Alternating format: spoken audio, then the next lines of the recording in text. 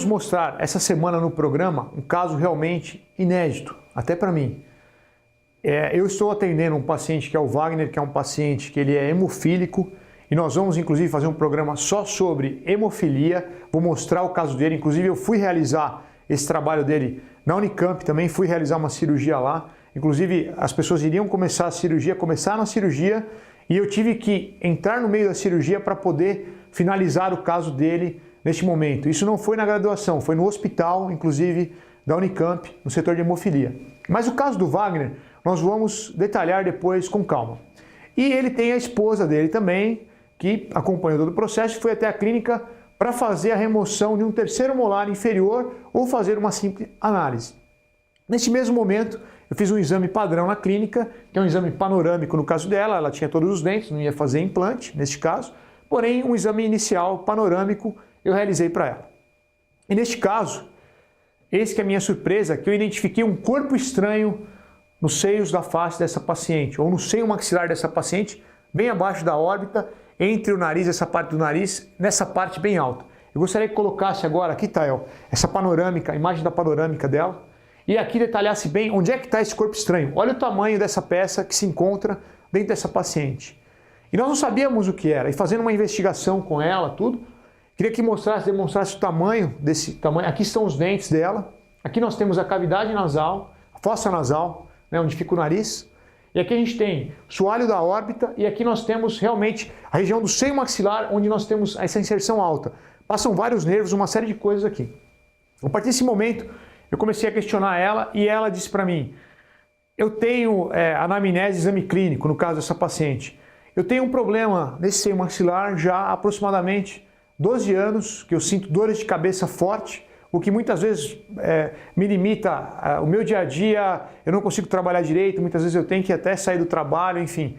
Foi a neurologista, foi a vários outros profissionais, inclusive tinha feito recentemente uma ressonância e ela acharam que ela tinha um piercing, enfim, alguma coisa assim, não foi detectado nada e ela foi na clínica realmente para fazer um exame clínico, convencional, para fazer um trabalho e a gente detectou algo assim.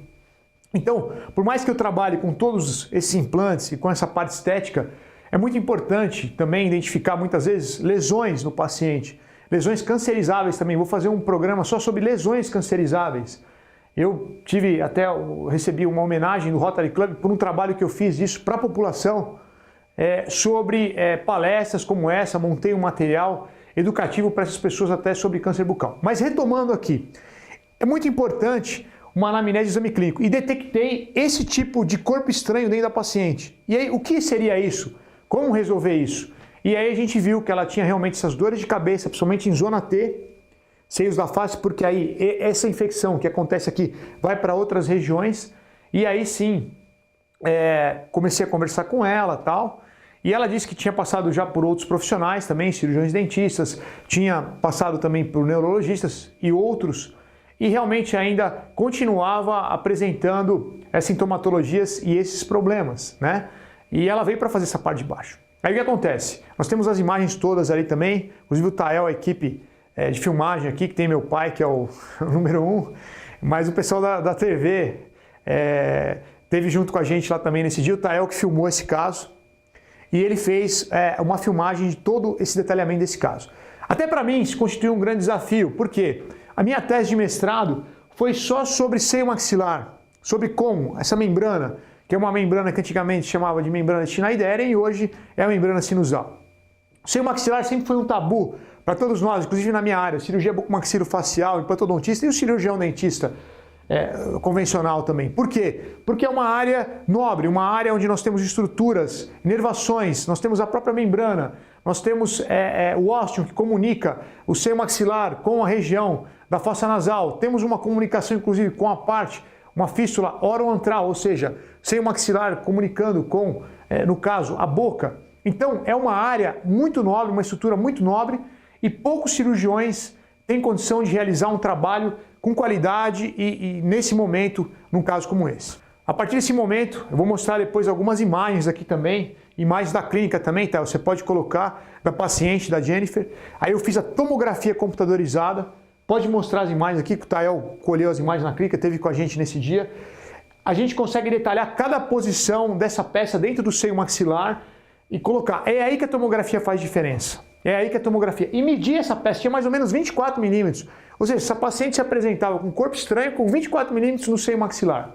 E aqui, reparem, nós temos muitas vezes uma estrutura... eu quero mostrar aqui o seio maxilar. Nessa base aqui, onde você tem o infraorbitário, tem um nervo que passa por aqui. Aqui tem os nervos faciais. Então é uma área muito complexa do cirurgião, inclusive, atuar e mexer, porque você tem nervos, vasos, artérias, muito importantes. Inclusive foi um médico esses dias lá na clínica e ele foi fazer uma avaliação lá. E, enfim, nesse dia foi um dia acho que posterior ao que eu tinha feito essa cirurgia. E a gente comentei alguma coisa com ele nesse sentido. Ele falou, nossa, mas ali é uma área bem complexa de você fazer e tal. No dia ele fez a avaliação e ele nem relatou que ele era médico. Depois, ao final da consulta, a gente conversando, e aí tem todo, claro, o preenchimento de fichas lá na clínica, os contratos, enfim, toda a anamnese que a gente fez.